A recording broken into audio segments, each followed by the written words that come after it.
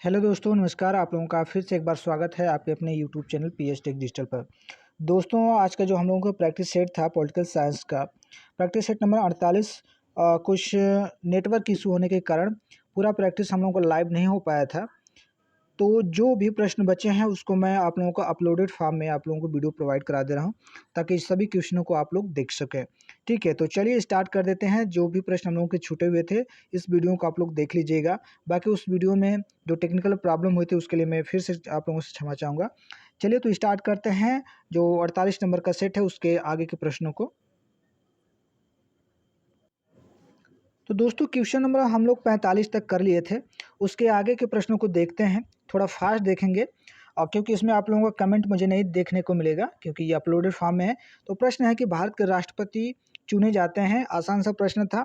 Option है केवल राज्यसभा के सदस्यों द्वारा, केवल लोकसभा के सदस्यों द्वारा, केवल राज्यों की विधानसभाओं और लोकसभा के सदस्यों द्वारा, और डी ऑप्शन दिया राज्यसभा, लोकसभा और राज्य की विधानसभाओं के निर्वाचित सदस्यों द्वारा। तो इसका आंसर तो मुझे लगता है सभी लोगों को पता होगा। राष्ट्रपति के विषय में सभी लोग जानते हैं कि इनका निर्वाचन कैसे होता है। तो आपका ऑप्शन जो डी है, राज्यसभा, लोकसभा और राज्य के जो विधानसभा के निर्वाचित सदस्य होते हैं उनके द्वारा राष्ट्रपति चुने जाते हैं। बहुत ही आसान सा प्रश्न था इसमें। ठीक है, और याद रखें इनका जो चुनाव होता है वह किस प्रकार से होता है। तो आर्टिकल 54 यानी कि अनुच्छेद 54 के अनुसार राष्ट्रपति का निर्वाचन किया जाता है। ठीक है, तो आपका ऑप्शन जो बनेगा डी इसके लिए बिल्कुल करेक्ट आंसर हो जाएगा। चलिए आगे बढ़ते हैं, देखते हैं अगला प्रश्न। क्वेश्चन नंबर 46, 46 क्या 46 तो हो गया। क्वेश्चन नंबर 47, 47 नंबर का प्रश्न है। प्रश्न कह रहा है कि निम्नलिखित में से कौन सा एक कथन सही है। तो कथन सही आपको बताना है। आपका ऑप्शन ए कह रहा है कि धन विधेयक राज्यसभा में पुनः स्थापित किया जाता है। बी कह रहा है कि धन विधेयक संसद के दोनों सदनों में से किसी में भी पुनः स्थापित किया जा सकता है। ऑप्शन सी है धन विधेयक लोकसभा में पुनः स्थापित नहीं किया जा सकता। और डी धन विधेयक लोकसभा में स्थापित किया जा सकता है। तो 47 नंबर का प्रश्न था, और प्रश्न था कि कौन सा कथन सही है। और इसके लिए जो आंसर बनेगा सही कथन यदि देखा जाए तो इसमें जो आपका ऑप्शन बन रहा है डी, धन विधेयक लोकसभा में पुनः स्थापित किया जा सकता है। ठीक है, यह ऑप्शन जो है बिल्कुल सही है, यानी कि यह कथन बिल्कुल सही है। ऑप्शन डी इसमें करेक्ट आंसर हो जाएगा। चलिए आगे बढ़ते हैं, देखते हैं अगला प्रश्न। क्वेश्चन नंबर 48, 48 नंबर प्रश्न है। कह रहा है कि राज्यसभा से संबंधित निम्नलिखित कथनों में से कौन सा एक सही है। ए राज्यसभा का विघटन नहीं होता है। बी इसके सदस्य राज्यों में प्रादेशिक निर्वाचन क्षेत्रों में प्रत्येक निर्वाचन द्वारा चुने जाते हैं। सी राज्यसभा यथाशीघ्र अपने किसी सदस्य को अपना सभापति चुनती है। डी भारत के महान्यायवादी को राज्यसभा में बोलने का अधिकार नहीं है। तो 48 के लिए प्रश्न था कि राज्यसभा से संबंधित निम्नलिखित कथनों में से कौन सा सही है। ये भी कथन आपको बताना है, वो भी सही कथन बताना है। तो इसमें जो सही कथन है दोस्तों, राज्यसभा का विघटन नहीं होता है, यह बिल्कुल सही आप लोग जानते हैं। तो आपका ऑप्शन जो बनेगा ए आंसर बिल्कुल सही आंसर हो जाएगा। राज्यसभा एक अस्थायी सदन माना जाता है दोस्तों, इसलिए आपका ऑप्शन ए इसके लिए बिल्कुल करेक्ट आंसर हो जाएगा।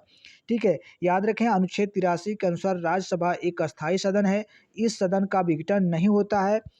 इसके एक तिहाई सदस्य जो होते हैं प्रत्येक द्वितीय वर्ष की समाप्ति पर सेवानिवृत्त हो जाते हैं। इसके सदस्यों का जो कार्यकाल है वो 6 वर्ष का होता है दोस्तों, इसलिए यह सभा कभी विघटित नहीं होती है। आपका ऑप्शन ए बिल्कुल सही था। आगे बढ़ते हैं और देखते हैं अगला प्रश्न। क्वेश्चन नंबर 49 है। भारतीय संसद में सम्मिलित है। तो दोस्तों, भारतीय संसद में सम्मिलित है, क्या सम्मिलित है? लोकसभा और राज्यसभा। बी कह रहा है कि लोकसभा, राज्यसभा, प्रधानमंत्री सी है स्पीकर और लोकसभा। डी ऑप्शन है राष्ट्रपति और संसद के दोनों सदन। तो बहुत ही आसान सा प्रश्न है, कक्षा 8 का प्रश्न है। और इसके लिए जो आंसर बनेगा आपका राष्ट्रपति और सदन के दोनों संसद के दोनों सदन, बिल्कुल आपका ऑप्शन जो बनेगा डी आंसर बन जाएगा। राष्ट्रपति होते हैं लोकसभा और राज्यसभा आपकी भारतीय संसद में सम्मिलित होती है। तो आपका ऑप्शन डी इसके लिए बिल्कुल करेक्ट आंसर हो जाएगा दोस्तों 49 के लिए। ठीक है, संविधान के अनुच्छेद 79 के अनुसार संघ के लिए एक संसद होती है जिसमें आपके संसद में राष्ट्रपति और संसद के दोनों सदन यानी कि लोकसभा और राज्यसभा सम्मिलित होते हैं। चलिए आगे बढ़ते हैं और देखते हैं अगला प्रश्न। क्वेश्चन नंबर हम लोग 50 नंबर का प्रश्न है। भारत ने समवर्ती सूची की संकल्पना उद्धृत की है। तो भारत ने समवर्ती सूची की जो संकल्पना है कहाँ से ली है? यूएसए के संविधान से, बी कह रहा है स्विट्जरलैंड के संविधान से, सी ऑस्ट्रेलिया के संविधान से, या डी यूएसएसआर यूएसएसआर के संविधान से। तो समवर्ती सूची सभी लोगों को पता है कि यह ऑस्ट्रेलिया के संविधान से लिया गया है दोस्तों, इसलिए जो आपका ऑप्शन है सी इसके लिए बिल्कुल करेक्ट आंसर हो जाएगा। याद रखें आप लोग, ऑस्ट्रेलिया के संविधान से समवर्ती सूची प्रस्तावना की भाषा, केंद्र एवं राज्यों के मध्य शक्तियों का विभाजन संबंधी जो है यह प्रावधान भारत के संविधान में शामिल किया गया है। तो आपका ऑप्शन सी ऑस्ट्रेलिया के संविधान से समवर्ती सूची की संकल्पना ली गई है, बिल्कुल सही है। चलिए आगे बढ़ते हैं और देखते हैं अगला प्रश्न हम लोग। क्वेश्चन नंबर 51 नंबर का प्रश्न है और प्रश्न देखिए ये है प्रश्न कह रहा है कि निम्नलिखित में से कौन सा एक कथन राज्य सूची के विषय के संबंध में विधि बनाने की संसद की शक्ति के बारे में सही नहीं है। ऑप्शन ए, राज्यसभा को घोषित करना होगा कि ऐसा करना राष्ट्र हित में है। बी कह रहा है राज्यसभा को उपस्थित और मत देने वाले सदस्यों में से कम 2/3 सदस्यों द्वारा समर्थित संकल्प पारित करना होगा। सी कह रहा है ऐसी विधि संपूर्ण भारत या उसके किसी भाग के लिए बनाई जा सकती है। और डी कह रहा है कि राज्य सूची में सम्मिलित विषय के संबंध में राष्ट्रीय हित में विधि केवल राज्यसभा बना सकती है। तो क्या आंसर होगा? क्वेश्चन नंबर ये 51 था। और दोस्तों 51 के लिए बहुत ही अच्छा ये प्रश्न है और इसके लिए जो आंसर बनेगा आपका ऑप्शन डी इसमें राइट आंसर हो जाएगा। राज्य सूची में सम्मिलित विषय के संबंध में राष्ट्र हित में विधि केवल राज्यसभा बना सकती है, बिल्कुल सही ये है, ठीक है। सॉरी सही नहीं है, ठीक है। आपका ऑप्शन जो बनेगा डी आंसर बिल्कुल राइट आंसर हो जाएगा, यह स्टेटमेंट सही नहीं है, ठीक है। तो इसके विषय में आप लोग थोड़ा सा जान लीजिए। संविधान के अनुच्छेद 249 के अनुसार यदि राज्यसभा अपने उपस्थित एवं मत देने वाले सदस्यों में से कम 2/3 सदस्यों द्वारा समर्पित संकल्प पास करके ऐसा करना राष्ट्रीय हित में आवश्यक है, तो समझे ये, तो संसद राज्य सूची के विषय पर भी विधि निर्माण कर सकती है। ऐसी विधि संपूर्ण भारत अथवा उसके किसी भाग के लिए बनाई जा सकती है। उपयुक्त संकल्प की जो अवधि होती है दोस्तों, यह 1 वर्ष की होती है, यानी कि ये जो विधि बनाई जाएगी, यह कानून बनाया जाएगा 1 वर्ष तक मान्य होता है, ठीक है। ऐसी विधि का निर्माण जो होता है दोस्तों, यह संसद करती है, न कि राज्यसभा करते हैं। राज्यसभा ऐसे संकल्प को केवल पास करती है। तो आपका ऑप्शन डी इसके लिए बिल्कुल करेक्ट आंसर हो जाएगा। किसी ने पूछा भी था 249 क्या है, ठीक है, किसी प्रैक्टिस सेट में, तो आप लोग आज समझ चुके होंगे कि 249 क्या होता है। चलिए आगे बढ़ते हुए देखते हैं अगला प्रश्न। क्वेश्चन नंबर 52 नंबर प्रश्न है और प्रश्न देखिए क्या कह रहा है। प्रश्न है कि निम्नलिखित में से कौन सा कथन नए राज्यों के निर्माण के बारे में सही नहीं है। ऑप्शन ए कह रहा है कि संसद विधि द्वारा एक नए राज्य का निर्माण कर सकती है। बी कह रहा है कि इस प्रकार की विधि में संविधान की पहली अनुसूची और चौथी अनुसूची की संशोधन का प्रावधान है। ऑप्शन सी है इस प्रकार की विधि को अनुच्छेद 368 के प्रयोजनों के लिए संविधान का संशोधन समझा जाएगा। या डी इस प्रयोजन के लिए विधेयक संसद में तब तक पुनः स्थापित नहीं किया जा सकता जब तक इसे उस राज्य के विधानमंडल को निर्दिष्ट नहीं कर दिया गया है जिसके क्षेत्र सीमाओं का या नाम पर इसका प्रभाव पड़ता है। थोड़ा सा मैं इसको अब जूम आउट करता हूँ, ठीक है। तो दोस्तों इसके लिए जो ऑप्शन बनेगा 52 नंबर का प्रश्न है और इसमें आप देखें तो जो प्रश्न है कि सही नहीं पूछा है। सही नहीं, देखिए इसमें जो आपका ऑप्शन क्या बन रहा है, सी, ठीक है। सी आंसर इसमें राइट आंसर हो जाएगा। इस प्रकार की विधि को अनुच्छेद 368 के प्रयोजनों के लिए संविधान का संशोधन समझा जाएगा, बिल्कुल गलत है, ठीक है। इसी को हमको ढूंढना था। आपका ऑप्शन सी इसके लिए बिल्कुल राइट आंसर हो जाएगा। दोस्तों अनुच्छेद 3 के तहत संसद को यह शक्ति प्राप्त है कि वह नए राज्यों का निर्माण, वर्तमान राज्यों के क्षेत्र सीमाओं या नामों आदि में परिवर्तन कर सकती है। ऐसा कोई विधेयक राष्ट्रपति की पूर्व अनुमति से सदन में पेश किया जाएगा एवं राष्ट्रपति संबंधित राज्य विधानमंडल से उसकी राय जानेगा, परंतु वह राय मानने हेतु बाध्य नहीं है। ऐसा कोई विधेयक संसद द्वारा साधारण विधि से पारित किया जाता है, इसे संविधान संशोधन नहीं माना जाता है। इसलिए आपका ऑप्शन डी बिल्कुल सी आंसर इसमें राइट आंसर हो जाएगा, सी। चलिए और आप लोग याद रखें 368 के तहत जैसे मैंने आप लोगों को बताया है कि 2 ही संशोधन होते हैं, एक साधारण बहुमत के द्वारा संशोधन होता है, ठीक है। तो आपका ऑप्शन बहुत ही अच्छा प्रश्न था। अक्सर लोग कहते हैं 368 के तहत सभी संशोधन होते हैं, नहीं 2 ही होते हैं, याद रखिएगा। संशोधन 3 प्रकार से किए जाते हैं, लेकिन 368 के तहत 2 होते हैं और एक जो होता है सामान्य तरीके से किया जाता है। ठीक है, तो जो आपका ऑप्शन था उसमें सी आंसर सही था। 54 नंबर का प्रश्न है, लोकसभा के लिए निर्वाचन के बारे में निम्नलिखित में से कौन सा कथन सही नहीं है? 54 नंबर का प्रश्न है और प्रश्न क्या है कि निर्वाचन के लिए लोकसभा के निर्वाचन के लिए कुछ कथन दिए गए हैं, कौन सा उसमें सही नहीं है ये आपको देखना है। याद रखें, सही नहीं पूछा है। ऑप्शन ए कह रहा है कि निर्वाचन वयस्क मताधिकार के आधार पर होता है। बी कह रहा है कि निर्वाचनों का संचालन निर्वाचन आयोग करता है। सी कह रहा है निर्वाचनों के लिए मतदाताओं की सूची को राष्ट्रपति के निर्देशन और नियंत्रण में तैयार किया जाता है। और आखिरी ऑप्शन डी कह रहा है कि निर्वाचन आयोग के अनुरोध पर राष्ट्रपति निर्वाचन आयोग को उसके कार्यों के निर्वहन के लिए आवश्यक कर्मचारी वृंद उपलब्ध कराते हैं। तो क्या भाई इसमें आंसर होगा? 54 नंबर का बड़ा अच्छा प्रश्न आ गया और इसमें आप लोग जानते हैं जो आंसर बनेगा आपका ऑप्शन जो बन जाएगा सी आंसर बिल्कुल राइट आंसर हो जाएगा। ठीक है, सी आंसर बिल्कुल राइट आंसर हो जाएगा क्योंकि सही नहीं पूछा है। देखिए क्या है, निर्वाचनों के लिए मतदाताओं की सूची को राष्ट्रपति के निर्देशन और नियंत्रण में तैयार किया जाता है, बिल्कुल गलत है दोस्तों। ठीक है, आप लोग याद रखें अनुच्छेद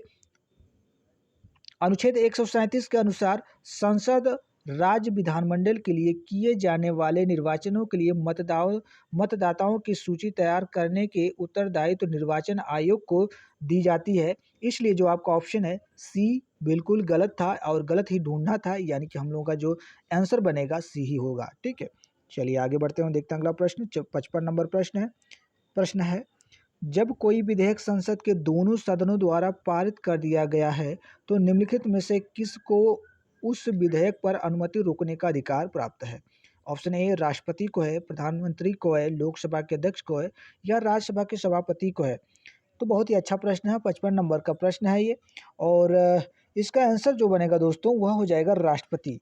बहुत ही आसान सा प्रश्न था। ठीक है, तो ऑप्शन ए इसके लिए बिल्कुल राइट आंसर हो जाएगा।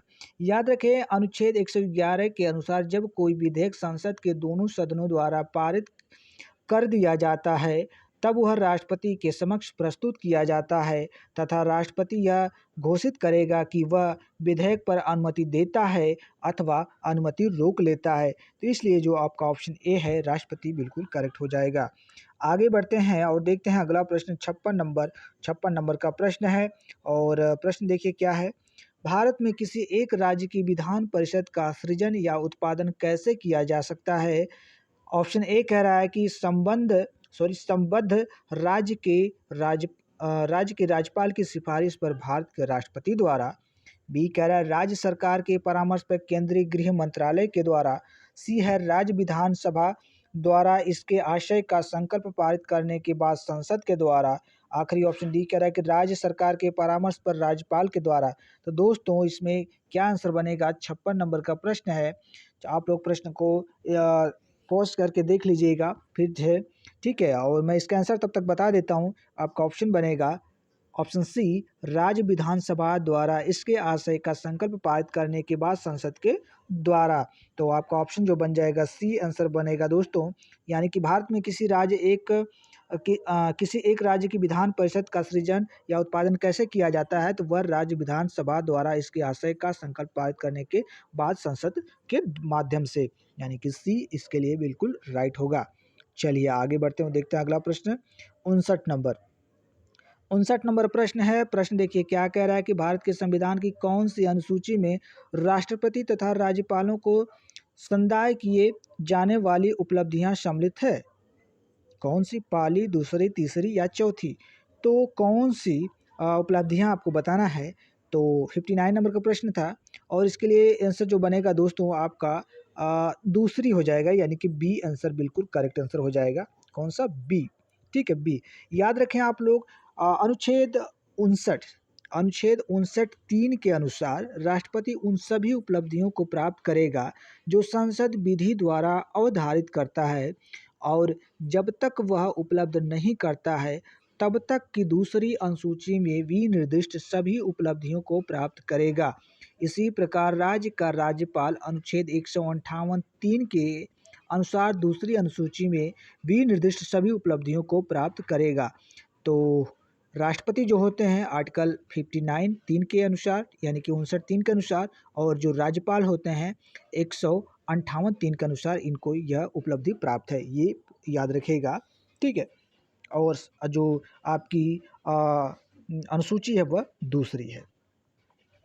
अगला प्रश्न देखते हैं हम लोग, क्वेश्चन नंबर 60 नंबर प्रश्न है, संयुक्त राष्ट्र संघ की स्थापना कब हुई थी? बहुत ही आसान सा प्रश्न है। 26 जून 1945, 24 अप्रैल 1945, 24 अक्टूबर 1945 या डी 24 नवंबर 1945। तो आप सभी लोगों को पता है कि इसका आंसर क्या बनेगा दोस्तों? इसका आंसर बनेगा 24 अक्टूबर 1945। सी आंसर बिल्कुल करेक्ट आंसर हो जाएगा, ठीक है। तो संयुक्त राष्ट्र संघ की जो स्थापना हुई थी 24 अक्टूबर 1945 को हुई थी दोस्तों, ठीक है। तो आपका ऑप्शन सी इसमें बिल्कुल करेक्ट आंसर हो जाएगा। चलिए आगे बढ़ते हैं, देखते हैं अगला प्रश्न हम लोग। प्रश्न नंबर ये है आपका 61 प्रश्न है, यह किसका मत है कि ब्रिटिश संविधान का अस्तित्व नहीं? बहुत ही अच्छा प्रश्न है, ठीक है, स्टेटमेंट है, तो याद कर लीजिएगा, आप लोग रट डालिएगा। ए कह रहा है कि डी टाकविले का है, बी कह रहा है कि रमजे म्योर का है, सी कह रहा है कि एच लास्की का है, डी कह रहा है ब्रोगन का है। तो किसका ये स्टेटमेंट है यानी कि मत है? और इसके लिए जो आंसर बनेगा डी टाकविले, ठीक है, डी टाकविले का ही मत है कि ब्रिटिश संविधान का कोई अस्तित्व नहीं है, यानी कि आपका ऑप्शन जो डी टाकविले दिया है बिल्कुल करेक्ट आंसर हो जाएगा। दोस्तों याद रखें, फ्रांस के प्रसिद्ध इतिहासकार, तो ये डी टाकविले कहाँ के हैं? फ्रांस के हैं, ठीक है। डी टाकविले विचार, ठीक है, इन्होंने अपना विचार व्यक्त करते हुए कहा कि इंग्लैंड में संविधान जैसी कोई वस्तु ही नहीं है। टॉमन पेन की भी ऐसा ही विचार था, ठीक है। तो इनका विचार किससे मिलता है? टॉमन पेन के विचार से मिलता है। टॉमन पेन ने भी इसी तरह का विचार दिया था कि ब्रिटिश संविधान का कोई अस्तित्व ही नहीं है, ऐसा कोई संविधान ही नहीं है वहाँ पे, ठीक है। चलिए आगे बढ़ते हुए देखते हैं अगला प्रश्न, 62 नंबर प्रश्न है, पॉलिटिक्स एमंग नेशंस का लेखक कौन है? ये बुक है, बुक का नाम है पॉलिटिक्स एमंग नेशन। तो मार्गेंथो का है, फेलिक्स ग्रॉस का है, क्विंसी राइट का है, या इनमें से किसी का भी नहीं है। दोस्तों इस पुस्तक के जो लेखक हैं वह है आपके मार्गेंथो। कौन है? मार्गेंथो, यानी कि आपके ऑप्शन ए बिल्कुल करेक्ट आंसर हो जाएगा, ठीक है। तो पॉलिटिक्स एमंग नेशन जो पुस्तक है ये किसकी है? तो मार्गेंथो के, आपका ऑप्शन ए। चलिए आज का अगला प्रश्न और आखिरी प्रश्न है, क्वेश्चन नंबर 63 है। आपको बताना है कि राल्स के अनुसार न्याय के लक्षण हैं। ऑप्शन ए दिया है कि न्याय समाज का प्रथम सद्गुण है, बी कह रहा है परिक्रियात्मक न्याय की प्रधानता, सी कह रहा है सामाजिक न्याय से सरोकार, और डी ऑप्शन है उपयुक्त तो सभी। तो दोस्तों याद रखें, राल्स के अनुसार यदि न्याय के लक्षण को हम लोग देखें तो आपका इन जो चारों ऑप्शनों में हमको देखने को मिल रहा है, तो न्याय का समाज का प्रथम सद्गुण है, बिल्कुल ये है। और दूसरा कह रहा है कि प्रक्रियात्मक न्याय की प्रधानता, ये भी सही है। सामाजिक न्याय से सरोकार, ये भी सही है, यानी कि उपयुक्त सभी इसमें राल्स के अनुसार न्याय के लक्षण है दोस्तों राल्स ने न्याय को शुद्ध प्रक्रियात्मक न्याय की संज्ञा दी है। राल्स का कहना था कि उत्तम समाज में अनेक सद्गुण अपेक्षित होते हैं, उसमें न्याय का स्थान सर्वप्रथम ही न्याय है, ठीक है, उसमें न्याय का जो स्थान है सर्वप्रथम ही है, ठीक है। और न्याय उत्तम समाज की आवश्यक शर्त है। उन्होंने कहा कि जो न्याय है वह उत्तम समाज की क्या एक प्रकार से आवश्यक शर्त है। उसके भेद भूलक सिद्धांत का उद्देश्य सामाजिक न्याय से था, यानी कि जो आपका ऑप्शन है डी दिया है ऊपर के तीनों ही बिल्कुल सही हो जाएंगे, यानी कि उपयुक्त तो सभी। तो दोस्तों ये था हम लोगों का जो कि आज का पॉलिटिकल साइंस का प्रैक्टिस सेट नंबर 48 था। वह लाइव सेशन में पूरा कंप्लीट नहीं हो पाया था नेटवर्क इशू होने के कारण, ठीक है।